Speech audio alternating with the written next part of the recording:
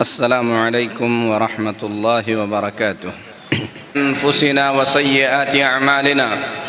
من يهده الله فلا مضل له ومن يضلل فلا هادي له، وأشهد أن لا إله إلا الله وحده لا شريك له، وأشهد أن محمدًا عبده ورسوله أرسله بالحق بشيرًا ونذيرًا. أما بعد فإن أحسن الحديث كتاب الله، وخير الهدي هدي محمد صلى الله عليه وسلم، وشر الأمور محدثاتها، وكل محدثة بدعة،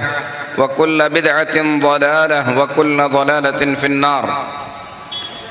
يا أيها الذين آمنوا اتقوا الله حق تقاته ولا تموتن إلا وأنتم مسلمون.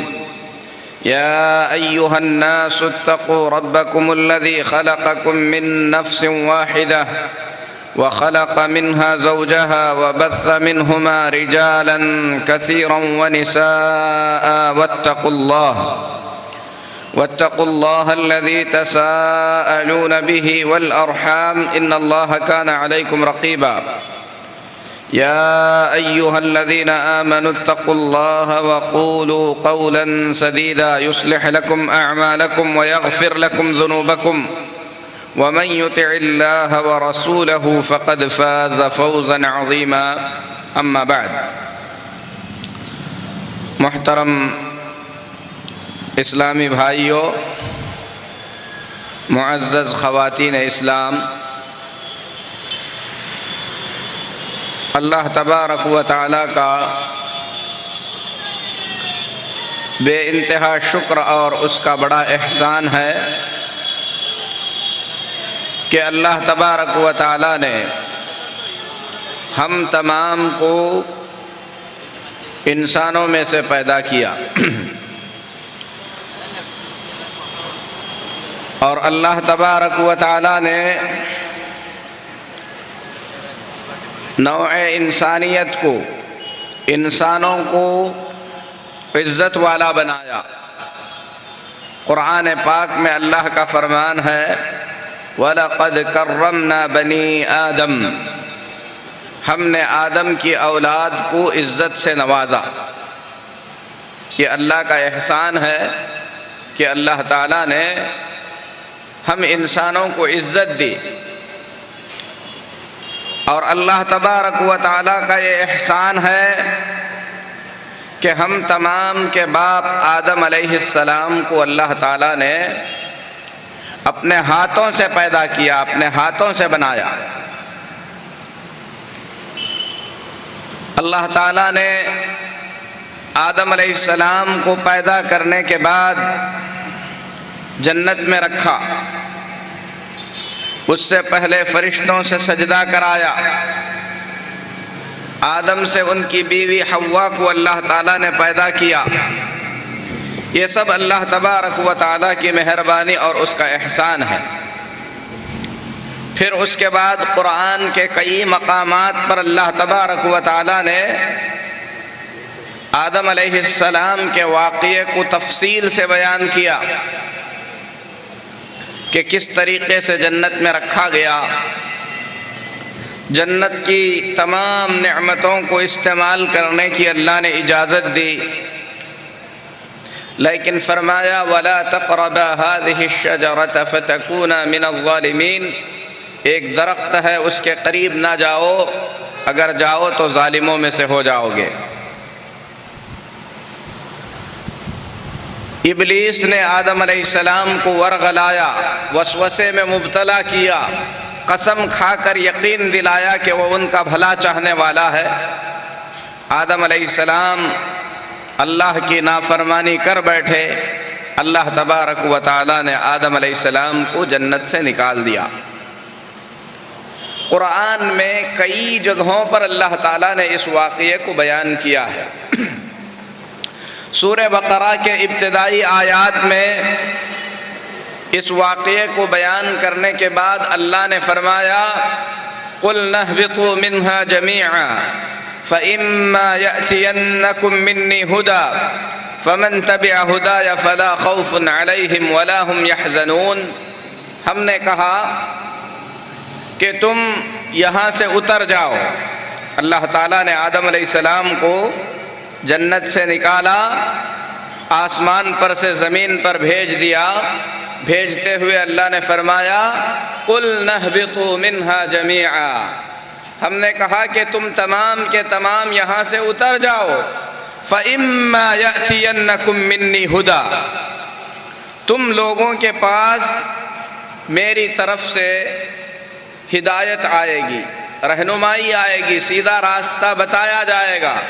فَمَن تَبِعَ هُدَايَ فَلَا خَوْفٌ عَلَيْهِمْ وَلَا هُمْ يَحْزَنُونَ، جو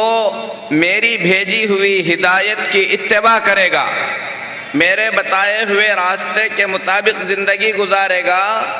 اسے کسی طریقے کا کوئی ڈر نہیں ہوگا، کسی طریقے کا کوئی خوف نہیں ہوگا۔ تو اللہ تبارک و تعالی نے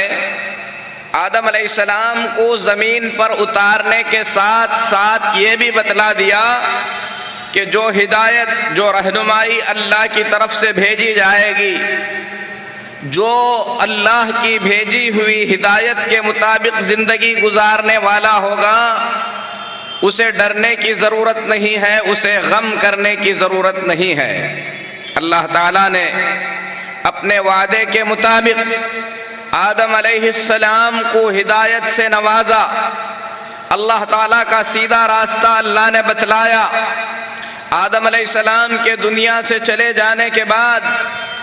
جب آدم علیہ السلام کی اولاد صراط مستقیم سے بھٹک گئی، سیدھے راستے سے ہٹ گئی، اللہ نے ہدایت دکھانے کے لیے، سیدھا راستہ سمجھانے کے لیے نبیوں کو بھیجنا شروع کیا۔ انبیاء علیہم الصلاۃ والتسلیم دنیا میں بھیجے گئے۔ اللہ کے ان نبیوں کے ذریعے اللہ تبارک و تعالی نے اپنے بندوں کو اپنا راستہ دکھایا۔ بہت سارے پیغمبر دنیا میں آئے، اللہ تبارک و تعالی نے ان انبیاء علیہم الصلاۃ والتسلیم پر کتابیں بھی نازل کیا۔ کچھ انبیاء کے واقعات اللہ نے قرآن میں بیان کیے، اور بہت سارے انبیاء ایسے ہیں جن کے واقعات قرآن میں بیان نہیں کیے گئے۔ اللہ کے انہی پیغمبروں کا سلسلہ ابراہیم علیہ السلام تک چلا۔ اللہ کے خلیل ابراہیم علیہ السلام نے مکہ مکرمہ میں کعبۃ اللہ کی تعمیر فرمائی۔ کعبہ کی تعمیر کے وقت ابراہیم علیہ السلام نے دعا کی، کہا ربنا وابعث فیہم رسولا منہم یتلو علیہم آیاتک وَيُعَلِّمُهُمُ الْكِتَابَ وَالْحِكْمَةَ وَيُزَكِّيهِمْ إِنَّكَ أَنْتَ الْعَزِيزُ الْحَكِيمُ۔ اے اللہ، اس سرزمین میں میری اولاد میں سے، انہی کی نسل میں سے ایک ایسا رسول مبعوث فرما، ایک ایسا رسول بھیج دے جو انہیں کتاب و حکمت کی تعلیم دے سکے، انہیں تیرے کتاب کی آیتیں پڑھ کر سمجھا سکے۔ اے اللہ، تو عزیز و حکیم ہے۔ ابراہیم علیہ السلام کی اس دعا کا اثر اللہ تبارک و تعالی نے جناب محمد الرسول اللہ صلی اللہ علیہ وسلم کو نبی اور رسول بنا کر بھیجا۔ اللہ کے پیارے نبی جناب محمد الرسول اللہ صلی اللہ علیہ وسلم اللہ کے آخری نبی اور آخری رسول ہیں۔ جو وعدہ اللہ تعالیٰ نے آدم علیہ السلام سے کیا تھا، فَإِمَّا يَأْتِيَنَّكُم مِّنِّي هُدًى فَمَن تَبِعَ هُدَايَ فَلَا خَوْفٌ عَلَيْهِمْ وَلَا هُمْ يَحْزَنُونَ، کہ میری طرف سے سیدھا راستہ تمہیں دکھایا جائے گا۔ یہ راستہ اللہ نے آدم علیہ السلام، نوح علیہ السلام، ابراہیم علیہ السلام، موسیٰ علیہ السلام، عیسیٰ علیہ السلام، تمام انبیاء کے ذریعے بتلایا، اور اس راستے کی آخری کڑی جناب محمد الرسول اللہ صلی اللہ علیہ وسلم کے ذریعے مکمل ہوئی۔ اور اللہ تعالیٰ نے جناب محمد الرسول اللہ صلی اللہ علیہ وسلم کو اس دنیا میں مبعوث کرنے کے بعد آپ پر قرآن اتارا، اور قرآن اللہ کی سب سے افضل ترین کتاب ہے، اور اللہ نے اس کتاب میں فرمایا وَلَقَدْ جَاءَهُم مِّن رَّبِّهِمُ الْهُدَىٰ، لوگوں کی طرف ان کے رب کی جانب سے، اللہ کی جانب سے ہدایت دے دی گئی ہے۔ تو میرے محترم بھائیوں، دنیا میں اللہ نے ہمیں جن نعمتوں سے نوازا ہے، اللہ کی بے شمار نعمتوں میں سے سب سے عظیم نعمت اگر کوئی ہے تو وہ قرآن مجید ہے۔ قرآن مجید اللہ کی سب سے عظیم نعمت ہے، اللہ کا سب سے بڑا انعام ہے، اللہ تبارک و تعالیٰ کا سب سے بڑا احسان ہے کہ اللہ نے ہم کو گمراہی سے بچانے کے لیے، دنیا اور آخرت کی کامیابی کا راستہ دکھانے کے لیے قرآن مجید جیسی عظیم کتاب سے نوازا ہے۔ اس کتاب پاک کا خاص اہتمام کرنا، اسے اپنی زندگی میں ایک خاص مقام دینا، اس زمین پر بسنے والے ہر انسان پر لازم اور ضروری ہے۔ امام عبدالعزیز بن عبداللہ بن باز رحمۃ اللہ علیہ اس دور کے بڑے علماء میں سے ایک عالم ہیں۔ قرآن کریم کے بارے میں بیان کرتے ہوئے فرماتے ہیں فالواجب على جميع المکلفین العمل بهذا الكتاب، ہر مکلف پر، ہر اس شخص پر جو انسانوں میں سے ہے یا جنات میں سے ہے، جسے اللہ نے عقل سے نوازا ہے، بچپن کا دور گزر چکا ہے، پاگل اور دیوانہ نہیں ہے، مکلف ہے، تو اس پر ضروری ہے کہ وہ اس کتاب پر عمل کرے اور اس کتاب کے بتائے ہوئے راستے کے مطابق زندگی گزارے، اور اللہ سبحانہ و تعالیٰ نے جو باتیں اس کتاب میں بیان کیا ہے ان باتوں پر عمل کرے، جن باتوں سے اللہ نے اس کتاب میں روکا ہے ان باتوں سے رک جائے، اور اسی طریقے سے جناب محمد الرسول اللہ صلی اللہ علیہ وسلم کی تمام احادیث کو اپنی زندگی کے عمل میں لائے۔ میرے محترم بھائیوں، امام عبدالعزیز بن عبداللہ بن باز رحمۃ اللہ علیہ نے ایک یونیورسٹی میں جہاں پر کتاب و سنت کی تعلیم ہوتی تھی، وہاں پر آپ نے ایک بیان دیا۔ اس بیان میں آپ فرماتے ہیں وَأُوصِي الْجَمِيعَ بِالْعِنَایَةِ بِكِتَابِ اللَّهِ، میں تمام لوگوں کو اس بات کی نصیحت کرتا ہوں، اس بات کی وصیت کرتا ہوں کہ وہ قرآن مجید کا خصوصیت کے ساتھ اہتمام کریں، دِرَاسَةً وَتِلَاوَةً وَتَدَبُّرًا، قرآن کو پڑھیں، قرآن کی تلاوت کریں، قرآن پاک میں غور و فکر کریں، وَحِرْصًا عَلَى مَعْرِفَةِ الْمَعْنَى، اور میں مسلمانوں کو اور دنیا کے تمام انسانوں کو اس بات کی وصیت کرتا ہوں کہ قرآن کریم کے معانی اور مفہوم کو سمجھنے کی کوشش کریں، اس پر عمل کرنے کی کوشش کریں،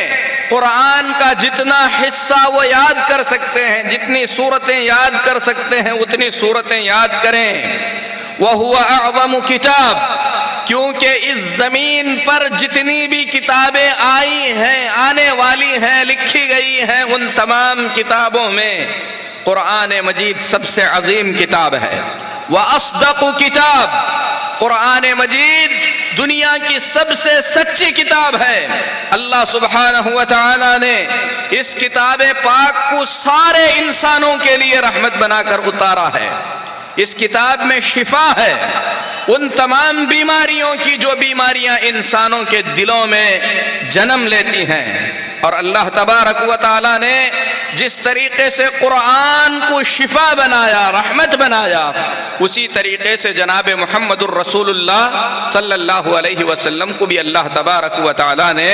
رحمت بنایا ہے۔ قرآن پاک میں اللہ کا فرمان ہے یا ایھا الناس قد جاءتکم موعظۃ من ربکم وشفاء لما فی الصدور، اے لوگو، سارے انسانوں سے اللہ نے خطاب کیا، کہا کہ اے لوگو قد جاءتکم موعظہ، تمہارے پاس اللہ کی طرف سے وعظ آیا ہے، نصیحت آئی ہے، ڈرانے والی چیز آئی ہے تمہارے رب کی طرف سے، وشفاء لما فی الصدور، اور دلوں کی تمام بیماریوں کی شفا بھی آئی ہے، وہدی ورحمۃ للمؤمنین، اور ہدایت آئی ہے، سیدھا راستہ آیا ہے اور رحمت ہے مومنوں کے لیے۔ تو اللہ تبارک و تعالیٰ نے اس کتاب پاک کو شفا کہا، اس کتاب پاک کو اللہ تبارک و تعالیٰ نے رحمت کہا،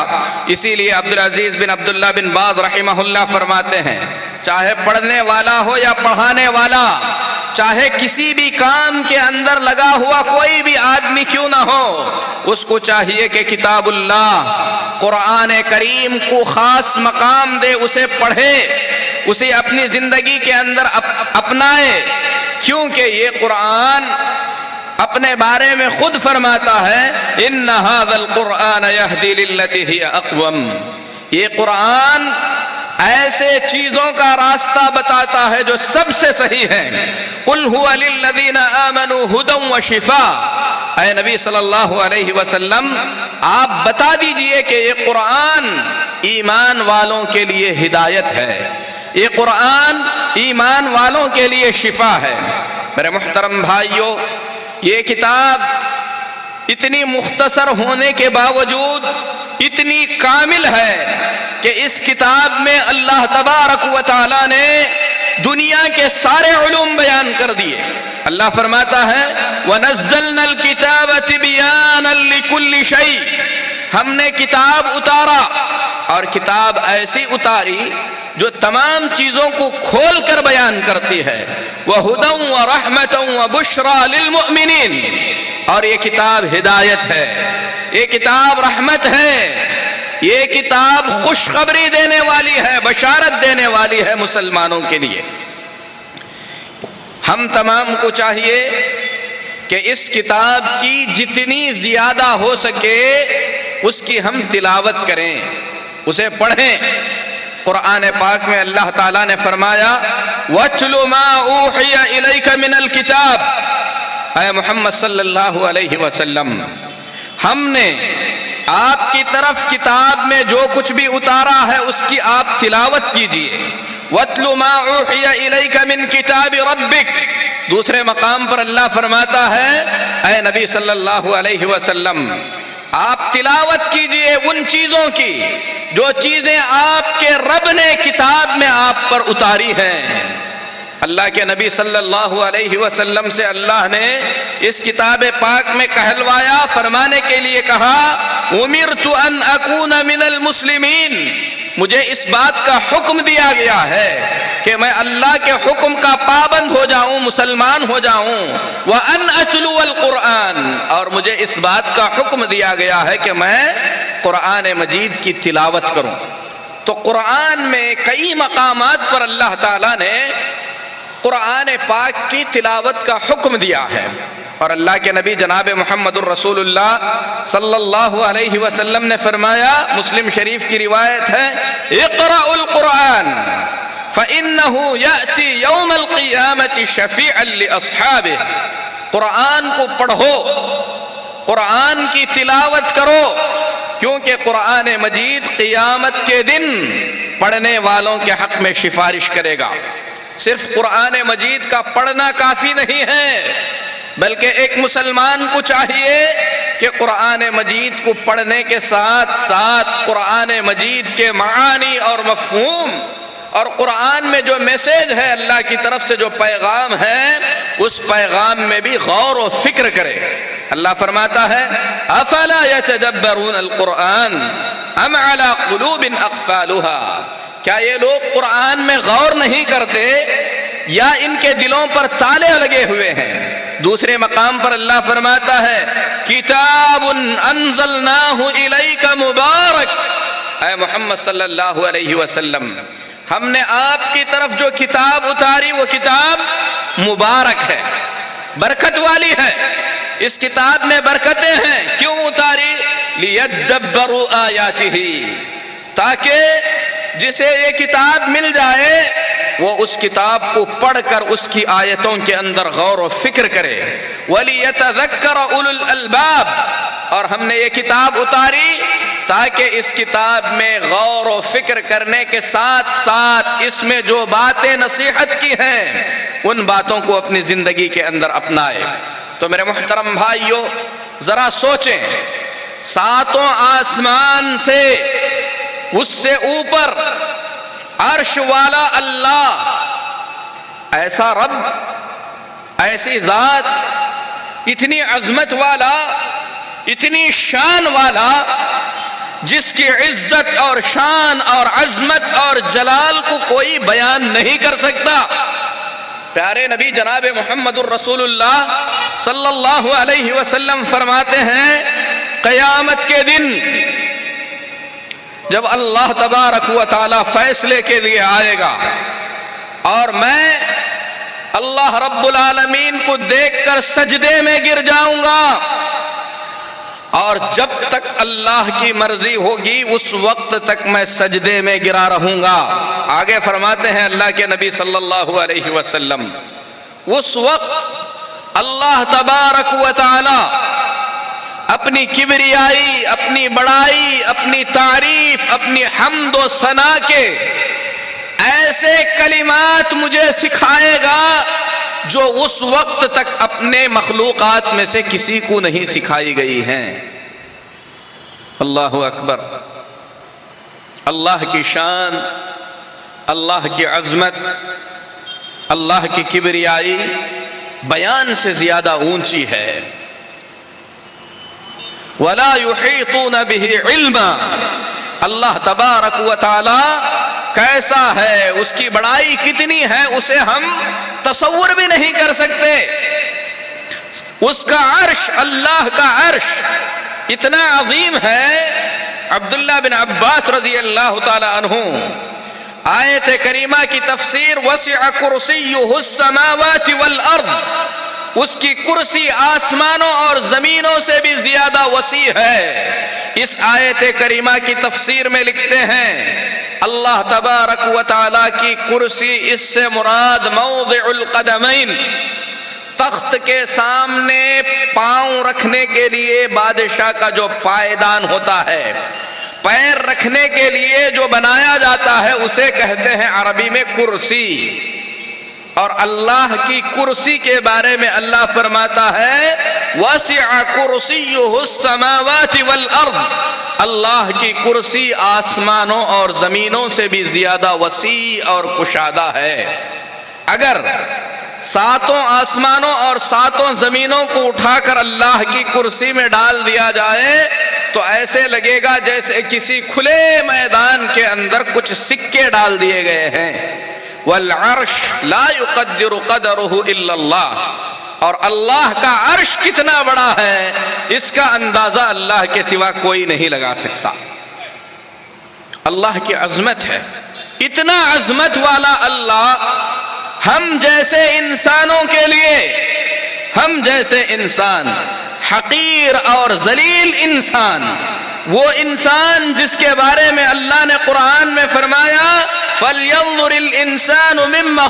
خُلِقَ مِن مَّاءٍ دَافِقٍ يَخْرُجُ مِن بَيْنِ الصُّلْبِ وَالتَّرَائِبِ، انسان کو یہ سوچنا چاہیے کہ اسے ہم نے کس سے پیدا کیا ہے۔ ایسے پانی سے پیدا کیا ہے جو پانی اچھلتے ہوئے شرمگاہ سے نکلتا ہے۔ ایسا پانی جب انسان اپنی بیوی سے ہم بستری کرتا ہے، نکلے ہوئے پانی سے گھن کھا کر اسے پوچھتا ہے، جب تک ہاتھ نہیں دھوتا اس وقت تک کچھ کھانا گوارا نہیں کرتا۔ اللہ نے ہمیں اس پانی سے پیدا کیا، ہم ایسی مخلوق، اور اللہ اتنا عظیم، اس کی مخلوقات اتنی عظیم، فرشتے عظیم، جنت کا مالک، جہنم کا مالک، عرش کا مالک، آسمان و زمین کا مالک، جس نے انبیاء کو پیدا کیا، ہم جیسے انسانوں کے پاس کوئی پیغام بھیجتا ہے، کوئی میسیج دیتا ہے، پیغامبر کو بھیجتا ہے، کتاب نازل کرتا ہے، کتنا بد نصیب ہے وہ انسان جسے اتنے عظمت والے اللہ کا کلام ملے پھر بھی وہ اس کلام کو نہ پڑھے۔ یہ بڑی بدقسمتی ہوگی۔ اسی لیے میرے محترم بھائیوں، ہماری زندگی کے اندر اگر ہم نے قرآن نہیں پڑھا، قرآن کے معانی نہیں پڑھے، قرآن کریم کو ہم نے سمجھنے کی کوشش نہیں کی، تو دنیا کی سب سے بڑی نعمت سے ہم محروم ہیں، دنیا کے ہم سب سے بڑے بد نصیب ہیں۔ ہمیں اپنے آپ پر رونا آنا چاہیے، اور جس عمر میں بھی ہیں ہم کو چاہیے کہ آج ہی ہم پختہ ارادہ کریں کہ ہم قرآن مجید کو پڑھ کر رہیں گے، قرآن پڑھنا سیکھیں گے، کیونکہ اس کی تلاوت عبادت ہے۔ اسے سمجھنے کی کوشش کریں گے، کیونکہ اسے سمجھنا ہماری زندگی کی سب سے بڑی ذمہ داری ہے۔ اسے پڑھ کر سمجھنے کے ساتھ ساتھ ہم تمام پر ضروری ہے کہ اس کتاب پر ہم عمل کریں۔ اللہ فرماتا ہے وَاتَّبِعُوا مَا أُنزِلَ إِلَيْكُم مِّن رَّبِّكُمْ، تمہاری رب کی طرف سے تمہارے لیے جو کچھ بھی ہم نے اتارا ہے تم ان باتوں کو مانو، ان کی اتباع کرو۔ وَلَا تَتَّبِعُوا مِن دُونِهِ أَوْلِيَاءَ، اسے چھوڑ کر دوسروں کی بات کے پیچھے نہ پڑو۔ قَلِيلًا مَا تَذَكَّرُونَ، تم لوگ کتنا کم نصیحت حاصل کرتے ہو۔ اور اللہ نے اپنے نبی صلی اللہ علیہ وسلم سے فرمایا وَاتَّبِعْ مَا أُوحِيَ إِلَيْكَ مِن رَّبِّكَ، اے نبی صلی اللہ علیہ وسلم آپ ان باتوں کی اتباع کیجئے جو باتیں آپ کی طرف آپ کے رب کی جانب سے اتاری گئی ہیں۔ میرے محترم بھائیوں، اگر ہم نے قرآن مجید کو اپنی زندگی کے اندر چھوڑ دیا، قرآن کی اس آیت پر غور کریں۔ اللہ فرماتا ہے وَقَالَ الرَّسُولُ يَا رَبِّ إِنَّ قَوْمِ اتَّخَذُوا هَذَا الْقُرْآنَ مَهْجُورًا، اور رسول کہیں گے، اللہ کے نبی صلی اللہ علیہ وسلم شکایت کریں گے، کہیں گے اے میرے رب، میری قوم نے قرآن کو چھوڑ دیا تھا۔ امام ابن کثیر رحمت اللہ علیہ اس آیت کریمہ کی تفسیر میں لکھتے ہیں اس کا مطلب یہ ہے کہ اللہ کے نبی صلی اللہ علیہ وسلم جب لوگوں کے سامنے قرآن پڑھ کر سناتے تھے تو مشرکین مکہ اللہ کے نبی صلی اللہ علیہ وسلم کی تلاوت کو سننا نہیں چاہتے تھے۔ قرآن میں اللہ نے فرمایا وَقَالَ الَّذِينَ كَفَرُوا لَا تَسْمَعُوا لِهَذَا الْقُرْآنِ وَالْغَوْا فِيهِ لَعَلَّكُمْ تُغْلَبُونَ، کافروں نے کہا اس قرآن کو مت سنو، جب قرآن کی تلاوت ہو زور سے شور کرو، آوازیں کرو، چیخو اور چلاؤ، تاکہ اس قرآن کو سنا نہ جائے۔ اگر ایسا کرو گے تو تم لوگ غالب آ جاؤ گے۔ امام ابن کثیر رحمت اللہ علیہ فرماتے ہیں قرآن کو چھوڑ دینا، قرآن کو پسے پشت ڈال دینا، قرآن کریم پر عمل نہ کرنا، اس کا مطلب کیا ہے قرآن کو چھوڑنے کا؟ قرآن کریم کو چھوڑنے کا ایک مطلب یہ ہے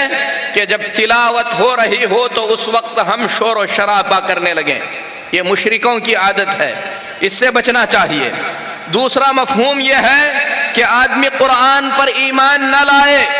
قرآن کی باتوں کو سچا نہ سمجھے، اور جو شخص قرآن پر ایمان نہ لائے، قرآن کی توہین کرنے کے لیے یا قرآن سے اپنے آپ کو دور رکھنے کے لیے قرآن کی جب تلاوت ہو رہی ہو شور و شرابہ کرنے لگے تو اہل علم کہتے ہیں کہ وہ مسلمان نہیں ہو سکتا۔ قرآن کا چھوڑنا اس کا ایک مطلب یہ ہے کہ آدمی قرآن میں غور و فکر چھوڑ دے۔ آج ہم میں سے بہت سے ایسے لوگ ہوں گے جو فجر کے بعد جب تک نیوز پیپر نہیں پڑھیں گے اس وقت تک ہمیں چین نہیں آئے گا۔ وہ ہماری زندگی کا ایک ضروری کام ہو گیا ہے۔ نیوز دیکھنا، نیوز پڑھنا ہماری زندگیوں میں کا ضروری کام ہو گیا ہے۔ ہر شخص کے لیے اس کے پاس وقت ہے، پیپر خریدتا ہے، پڑھتا ہے۔ اگر پیپر نہیں خریدتا، نیوز دیکھنے کے لیے نیوز چینل ضرور ہوتا ہے، بری بات نہیں ہے۔ لیکن اگر آپ نیوز دیکھتے اور پڑھتے ہیں اس کے لیے آپ کے پاس وقت ہے، قرآن پڑھنے کے لیے وقت نہیں ہے۔ قرآن پڑھنے کے لیے آپ کے پاس موقع اور فرصت نہیں ہے، تو آپ کا دل مر چکا ہے۔ آپ دنیا کی سب سے بڑی نعمت، اللہ کے سب سے بڑے انعام سے آپ محروم ہیں۔ آپ کو رونا چاہیے، گڑ گڑانا چاہیے، اللہ کے سامنے معافی مانگنا چاہیے، وقت نکالنا چاہیے تاکہ قرآن کریم کی تلاوت کر سکیں، قرآن میں تدبر کر سکیں۔ قرآن کریم کو چھوڑنے کا مطلب ہے قرآن میں غور و فکر کرنا چھوڑ دینا۔ ایک مطلب یہ بھی ہے کہ آدمی قرآن پر عمل کرنا چھوڑ دے۔ آگے فرماتے ہیں امام ابن کثیر رحمہ اللہ قرآن کریم کو چھوڑنے کا مطلب ہے العدول عنہ، قرآن کریم کو نیگلیکٹ کر دینا، قرآن کریم کا اہتمام نہ کرنا، الی غیرہ من شعر او قول او غناء او کلام، اس کی جگہ پر شعر شاعری سننا، اس کی جگہ پر گانے سننا، اس کی جگہ پر دوسروں کی باتیں سننا، اس کی جگہ پر دوسری کسی بھی چیز کے اندر مشغول رہنا۔ اللہ کی قسم، اگر کوئی مسلمان اپنی زندگی کے اندر قرآن کو چھوڑ کر، قرآن کو چھوڑتے ہوئے دنیا کے فائدے سے فائدے کا علم حاصل کرتا ہے، ڈاکٹری کا علم حاصل کرتا ہے، انجینئرنگ کا علم حاصل کرتا ہے، سائنس کا، ٹیکنالوجی کا، لیکن اس کی زندگی میں قرآن کو پڑھنے اور سمجھنے کے لیے وقت نہیں ہے، تو اس سے بڑا بدبخت دنیا کے اندر کوئی نہیں ہے۔ آپ جو بننا چاہتے ہیں بنیے، ڈاکٹر بنیے، انجینئر بنیے، سائنسدان بنیے، جو بننا چاہتے ہیں بنیے، لیکن اس سے پہلے آپ اللہ کے کلام کو اس کا مقام دیں گے، قرآن کو اس کا مقام دیں گے، اپنی زندگی میں قرآن کے لیے وقت ضرور نکالیں گے۔ امام ابن القیم رحمت اللہ علیہ فرماتے ہیں، قرآن کو نہ سننا، قرآن پر ایمان نہ لانا، قرآن سے حلال اور حرام کو نہ سمجھنا، جب اختلاف ہو جائے تو اپنے فیصلے قرآن کے پاس نہ لے جانا، یہ سب کا سب قرآن کو چھوڑنے میں داخل ہے، اور اس آیت کریمہ میں شامل ہے جس میں اللہ کے نبی صلی اللہ علیہ وسلم اللہ سے کہتے ہیں، اللہ فرماتا ہے وَقَالَ الرَّسُولُ يَا رَبِّ إِنَّ قَوْمِ اتَّخَذُوا هَذَا الْقُرْآنَ مَهْجُورًا، اور نبی نے کہا اے اللہ میری قوم نے قرآن کو چھوڑ دیا۔ امام ابن القیم رحمت اللہ علیہ فرماتے ہیں، قرآن کریم کو چھوڑ دینا جس کا ذکر اللہ نے کتاب میں کیا، وقال الرسول یا رب ان قوم اتخذوا هذا القرآن مہجورا، کہ رسول نے کہا اے میرے رب میری قوم نے قرآن کو چھوڑ دیا۔ اس کا مفہوم کیا ہے؟ اس کے مفہوم میں ایک بات یہ بھی ہے کہ آدمی قرآن کریم سے شفا حاصل کرنا چھوڑ دے، اور شفا ان تمام بیماریوں سے بھی ہے جو دل میں ہیں، دل کی بیماریاں، کفر کی بیماری، نفاق کی بیماری، وسوسے کی بیماری، ان تمام بیماریوں سے بھی شفا ہے۔ اسی طریقے سے قرآن کریم تمام ظاہری بیماریوں سے بھی شفا ہے۔ آدمی کو چاہیے کہ جس طریقے سے اپنی بیماریوں کا علاج آدمی ہاسپٹل میں کراتا ہے، دوا سے کرتا ہے، علاج کرتا ہے، اسی طریقے سے قرآن کریم سے بھی اپنی بیماری کا علاج کرے، قرآن پڑھ کر دم کرے۔ وَنُنَزِّلُ مِنَ الْقُرْآنِ مَا هُوَ شِفَاءٌ وَرَحْمَةٌ، اللہ نے فرمایا ہم نے قرآن کو شفا اور رحمت بنا کر بھیجا ہے، پورا قرآن شفا ہے۔ آپ قرآن کی کوئی بھی آیت پڑھ کر کسی بھی مرض کے لیے دم کر سکتے ہیں۔ آپ کا ایمان جتنا مضبوط ہوگا، آپ کا توکل جتنا ہوگا، آپ کو اللہ کی ذات پر اور اللہ کے کلام پر جتنا بھروسہ ہوگا، اللہ تبارک و تعالی ہر بیماری سے آپ کو اتنی ہی جلد قرآن کے ذریعے شفا عطا فرمائے گا۔ اسی طریقے سے میرے محترم بھائیو، قرآن جیسی عظیم نعمت ہمارے بیچ موجود ہے، اور یہ اتنی عظیم نعمت ہے، قرآن پاک میں اللہ تعالیٰ فرماتا ہے لو انزلنا هذا القرآن على جبل لرأيته خاشعا متصدعا من خشية الله وتلك الامثال نضربها للناس لعلهم يتفكرون، اگر اس قرآن مجید کو پہاڑ پر اتارا جاتا، اللہ کی خشیت سے، اللہ کے خوف سے پہاڑ ریزہ ریزہ ہو جاتا، ریت میں تبدیل ہو جاتا۔ یہ ایسی مثالیں ہیں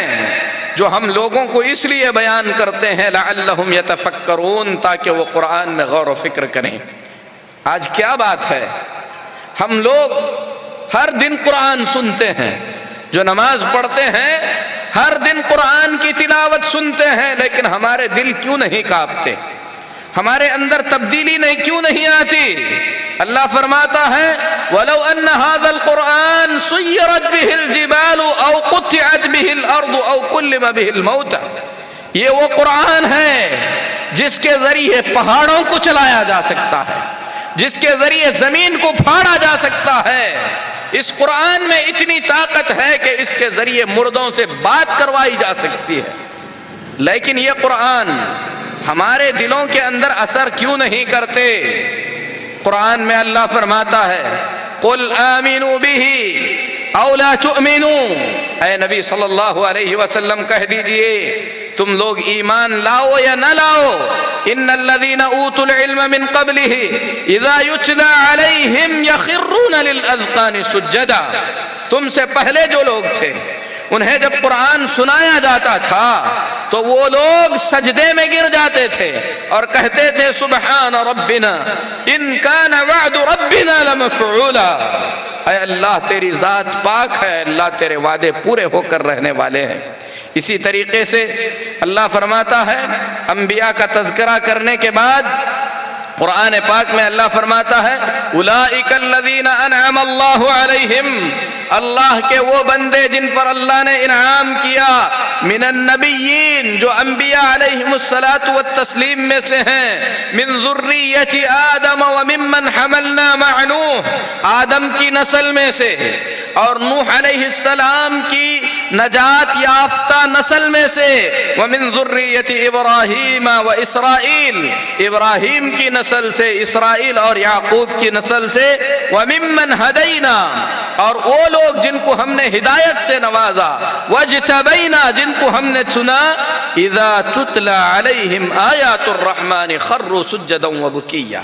اللہ فرماتا ہے جب رحمان کی آیتیں انہیں سنائی جاتی ہیں، اللہ کا کلام جب انہیں سنایا جاتا ہے روتے ہوئے سجدے میں گر جاتے ہیں۔ قسیسین کے بارے میں اللہ نے فرمایا وَإِذَا سَمِعُوا مَا أُنزِلَ إِلَى الرَّسُولِ تَرَىٰ أَعْيُنَهُمْ تَفِيضُ مِنَ الدَّمْعِ،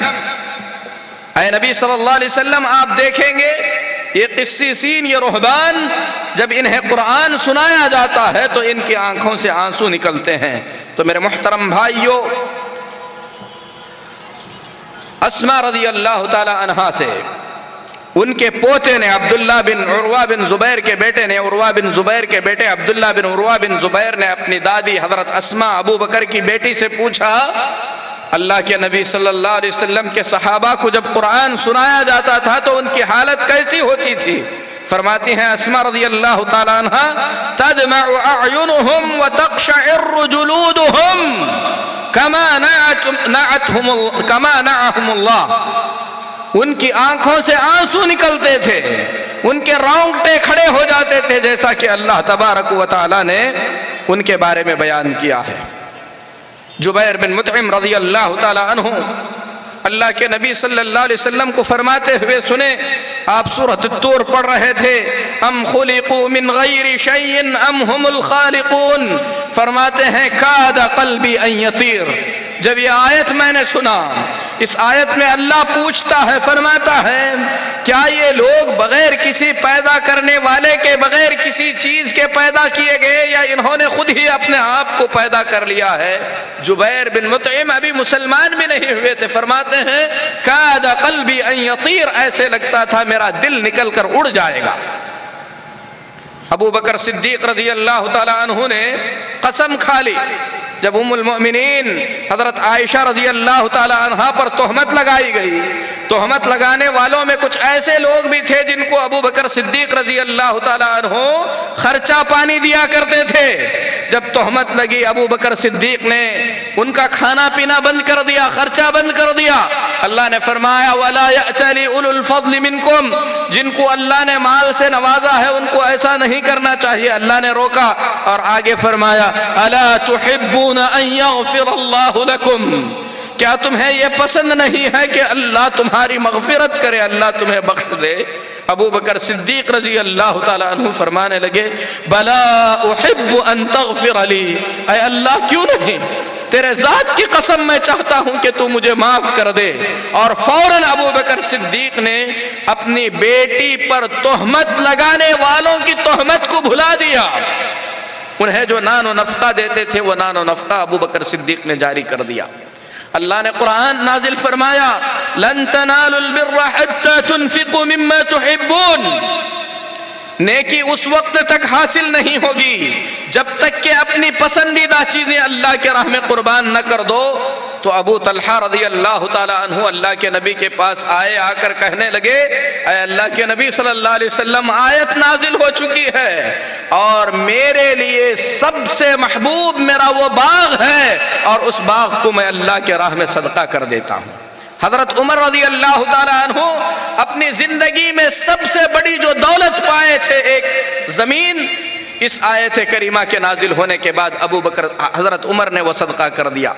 اسی طریقے سے قرآن کے پڑھتے پڑھتے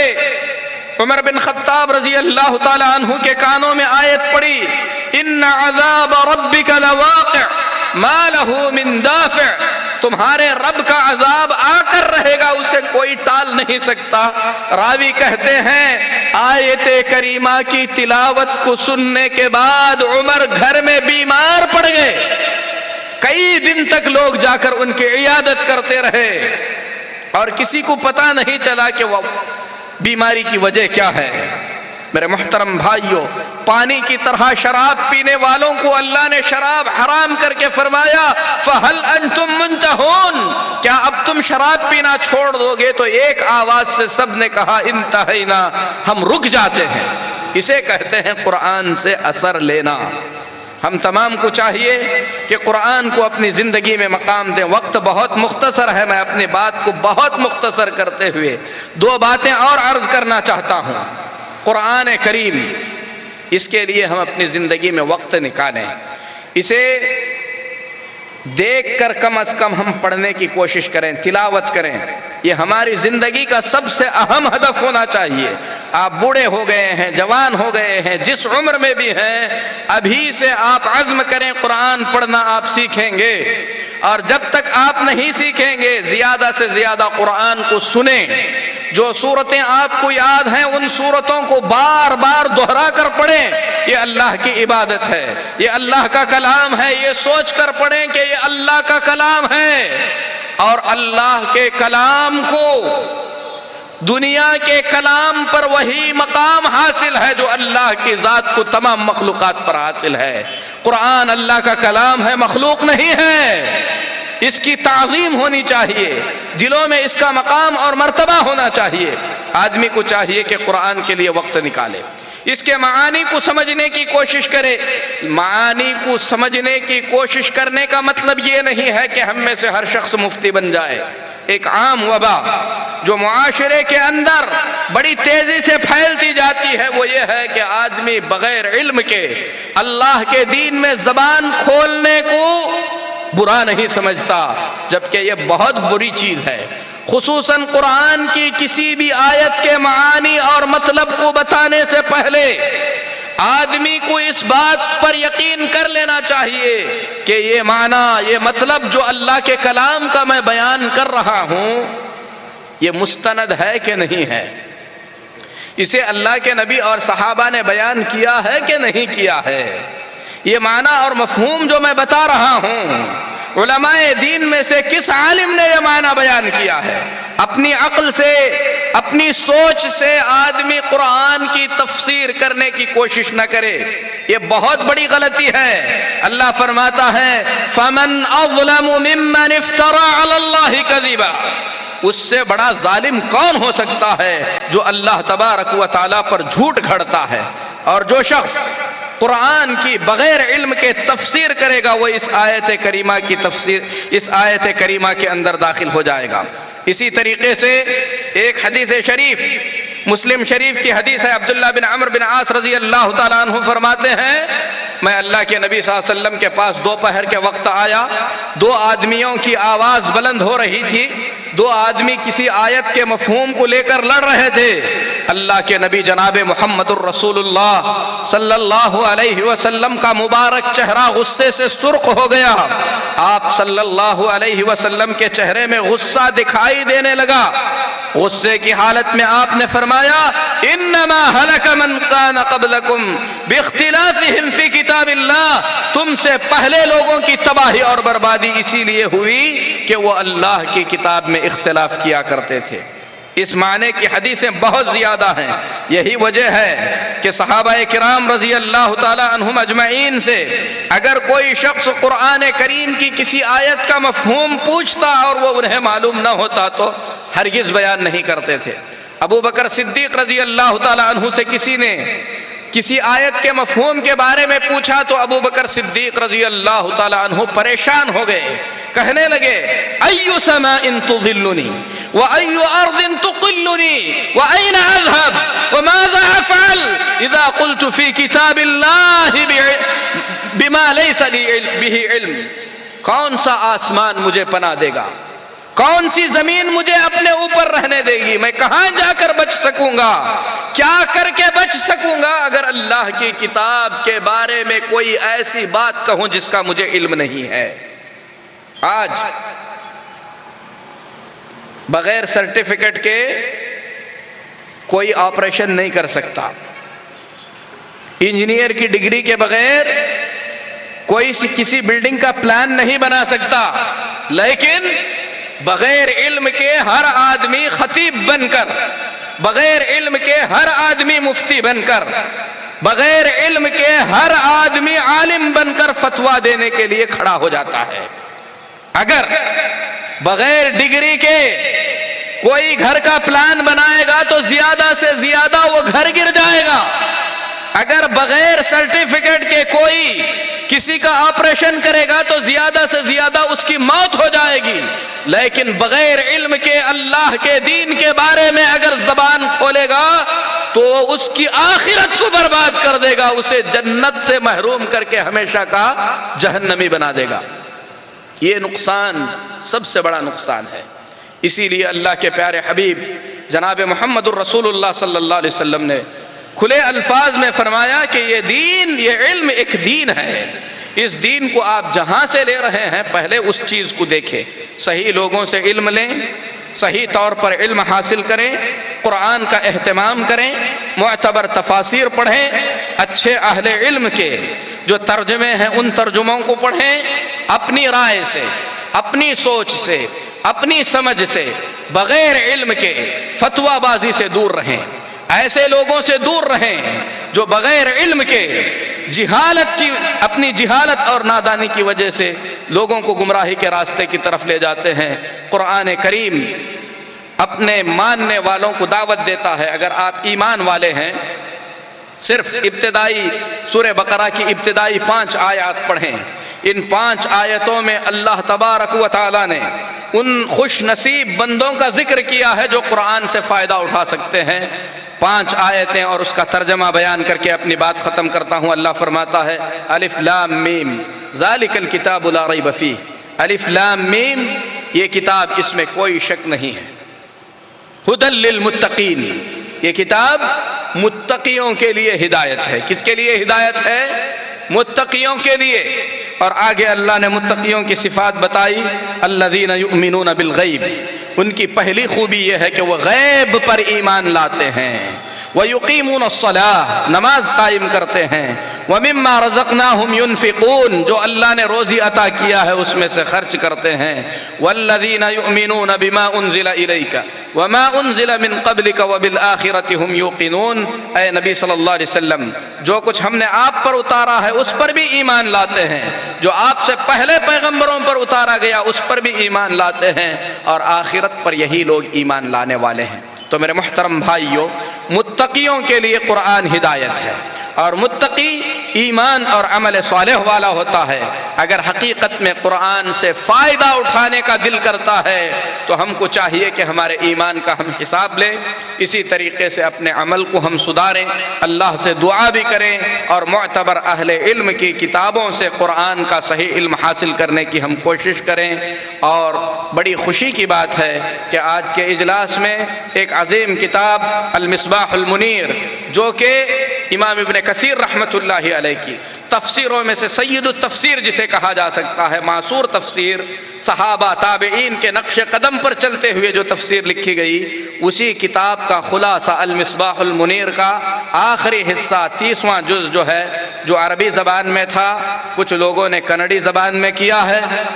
آپ تمام کو چاہیے جو کنڑا جانتے ہیں لے کر اسے پڑھیں۔ تفسیر سعدی ہو گیا، تفسیر ابن کثیر ہو گیا، تفسیر احسن البیان ہو گیا، ایسی تفاسیر اردو میں میسر ہیں جو قرآن کی صحیح تفسیر بیان کرتی ہیں۔ اگر کوئی قرآن سے استفادہ کرنا چاہتا ہے ان تفسیروں کو پڑھے، اپنی رائے سے فتویٰ بازی سے بچے۔ اللہ سے دعا ہے اللہ ہمارے زندگیوں میں قرآن کو فائدہ مند بنائے، قرآن سے اللہ تبارک و تعالی ہمیں